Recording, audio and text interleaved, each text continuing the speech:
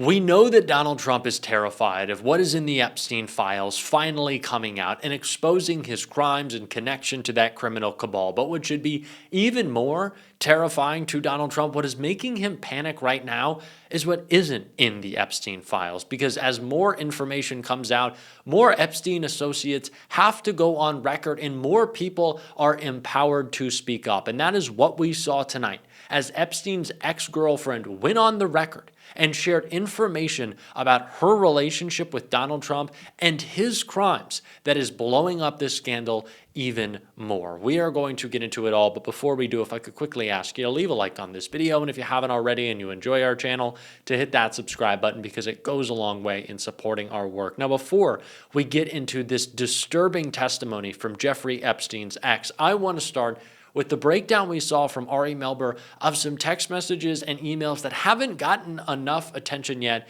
disproving any lie that Donald Trump is telling, that he broke off his friendship with Epstein because it goes so much deeper than just their time at Mar-a-Lago. He had said their relationship had ended, and there is some corroboration that it certainly cooled at one point, and they had this dispute about what was going on at Mar-a-Lago. But in these newly revealed, long secret communications, Epstein asserts that his 2017 Thanksgiving plans included Trump attending in person down there. This is years after Trump said the whole relationship was over.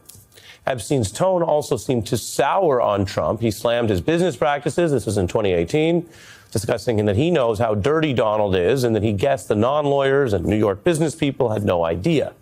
That refers to a kind of way that Trump does business and other things he may do that people didn't really realize when he was just back as a reality show star or whatnot. Specifically, this was during a period that you might remember if you follow the news. There was a lot of heat on Trump. There was an open Mueller probe. This was before he would go on to lose the 2020 campaign, when he was thought to be ultimately a one-termer. And he was under this pressure, Epstein writing about when Trump's former fixer, Michael Cohen, cooperated against Trump and ultimately, of course, criticized and testified against him in public, and implicated him in something he had denied any knowledge of, which was a secret hush money payment to Stormy Daniels. Now, that kind of NDA arrangement related to allegedly sexual contact is something that Epstein's associates also used and knew about, although in this instance, there was never any crime alleged between Stormy Daniels and Donald Trump, two consenting adults. But the whole idea of a fixer and an NDA and secret stuff, this was Epstein's world. And so he was keyed in on this. And there's a 2018 text message where an unidentified sender says, oh, it'll all blow over. They're really just trying to take down Trump and doing whatever they can to do that.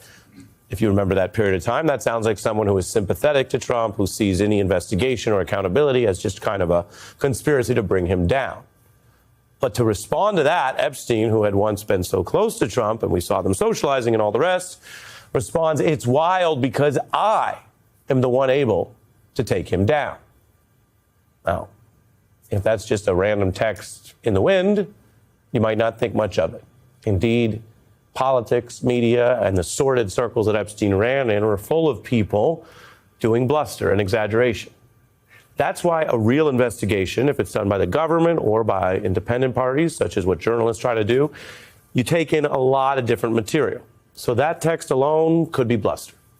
But couple that text with the earlier corroboration that Epstein was secretly texting and emailing Maxwell, later convicted of sex trafficking crimes, about what Trump did and knowing about the girls and being alone with one.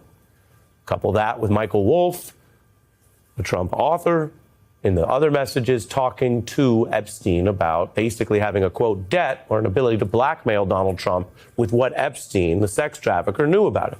Remember when Donald Trump was telling us there was no relationship between him and Epstein? Remember his lawsuit against Rupert Murdoch saying that the letter he sent Epstein on his birthday, in his birthday book, that it didn't exist, that it was a fake letter, that Vance then doubled down and said, someone better show it to us or this is journalistic malpractice, and then they did.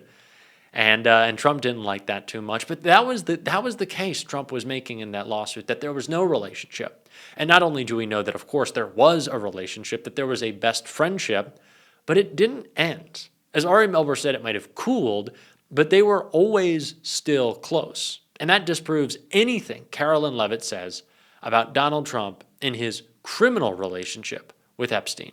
his involvement with Epstein around young women, and how Epstein would deliver them to Trump as he would with other women, as is being reported and shared by Epstein's own ex-girlfriend. You did share disturbing details about that alleged incident in 1993. That's when you said Trump groped you in front of Epstein at Trump Tower, which you just referred to, Stacey. And you say that at the time, Epstein and Trump looked at each other when this happened to you, and they smiled. And that to you, in that moment, it felt like a weird and twisted game. And then you say Trump pursued you afterwards, sending you a postcard with a picture of Palm Beach, saying, "Stacey, you're home away from home. Love, Donald." Mm-hmm. You know, I mean, what did you mean, or what did that feel like when you say a weird, twisted game between the two? So,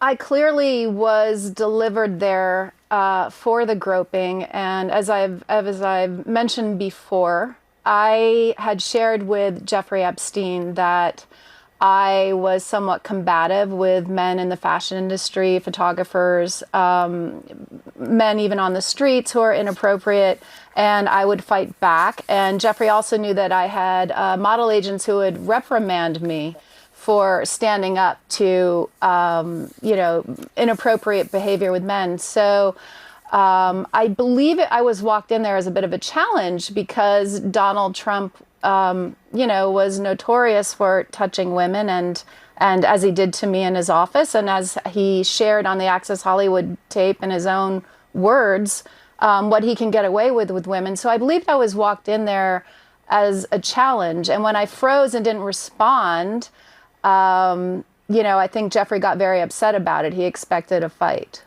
But they were very close friends. He was the only friend that Jeffrey spoke, the only male friend that he spoke about pretty consistently. They had a very close relationship, and it's just so maddening to me that Donald Trump ran on, cleaning up the swamp, and all this time and energy is being spent on covering up information about the biggest swamp monster who's ever existed. So we already know that Donald Trump's lie, that he and Epstein were never friends, they were never tight, they were never buddies, was obviously untrue. Donald Trump disproved that even before he tried to make that argument, saying that he kicked Epstein out of Mar-a-Lago. So there obviously had to be a relationship. But let's tackle the next lie. Carolyn Levitt said that Donald Trump got Epstein out of his life when he realized that he was a creep. Well, they were clearly doing things that are much more than creepy together. They were breaking the law. Epstein was delivering girls to Trump for his crimes. Now, in one of those emails that was released yesterday by the House Oversight Committee, it was detailed that Epstein once recounted Trump running into a glass wall as he looked at underage girls in Epstein's pool. That he was so infatuated with those young women who Epstein had around, girls, that he couldn't even walk straight. Now, are we seriously going to believe that those girls weren't also being delivered to Donald Trump? He knew about them. Ghislaine Maxwell said that. Jeffrey Epstein said that. He knew about the young girls, and he did nothing, certainly to stop it, but did he participate in it? Donald Trump was referred to as the dog who hasn't barked yet. Was there a reason? Was Trump protecting himself? They said that they had been thinking about it. Epstein and Maxwell, they both said that they had been thinking about why Donald Trump hadn't spoken up. But they didn't necessarily say that they were surprised that he hadn't. Of course, Michael Wolff talked with Jeffrey Epstein about the leverage that Epstein would have over Trump. But a lot of his disgusting behavior at that time was already known. Of course, it would have been a further admission of the lack of character of Donald Trump, the disgusting individual that he was, but it was nothing new. What could have been new was Trump's relationship with those young women, which I think is what is continuing to build this mountain of evidence that is clearly what Donald Trump wants to hide. That he and Epstein had a relationship that wasn't just business, that wasn't just friends, it was criminal in nature. These women were being delivered if Donald Trump was buying them. Donald Trump was buying them, these young girls. We saw that check. We saw the photo of that check at Mar-a-Lago, that they had aged out of Epstein's demographic. Now, I don't know how young that demographic might have been. I don't know if it was 18 years old. We, again, don't know anything, because this administration, as transparent as they claim to be, they're the opposite. So we don't know. So it is not fantastical, kind of hyperbolic responses that we're giving. We're not exaggerating our worries when we're just asking the questions that they won't give us answers to. It's our job to do so. It's our job to do so.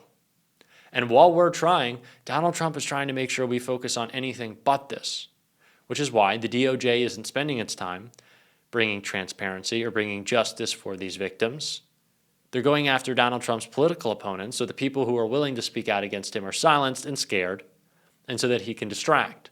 And Eric Swalwell, who is the latest victim of a political prosecution from the Trump administration, said just that right here. This president is entirely focused on going after his political enemies, but we should also step back and just ask, what is the cost of that focus? If he is putting under investigation his enemies and letting out of jail his supporters, where is his focus? We were told he would focus on lowering costs on day one. It's day 300. He's 0 for 300. He sent $40 billion to his friend down in South America. He's giving himself $230 million. He's giving a bunch of senators $500,000 each because their phone records were pulled for what they did on January 6th. And most Americans are just saying, when are you going to focus on me and my family and my needs and our dreams? Donald Trump wants us distracted. He also certainly wants us living in fear. He wants those of us willing to speak out to be scared. And when Eric Swalwell tells his Republican colleagues in Congress that they better save their emails and lawyer up because they are complicit in this cover-up, Trump understands that that is a major threat to him. And so they are going to go after him in their political prosecution. But Eric Swalwell, I'm pretty sure he's going to be hanging tough. And we are as well on this show. If you want to support that, as always, you can hit that subscribe button, leave a like on this video. If you stuck around to the end, drop a blue heart in the comments. And of course, I've been telling y'all lately, you can go follow me on Instagram at JD Cocchiarella, at JDCOCCHIARELLA. Come hang out on Instagram. We're having fun over there. Keep on fighting, y'all. Don't let them silence you. And until next time, I'll see you soon.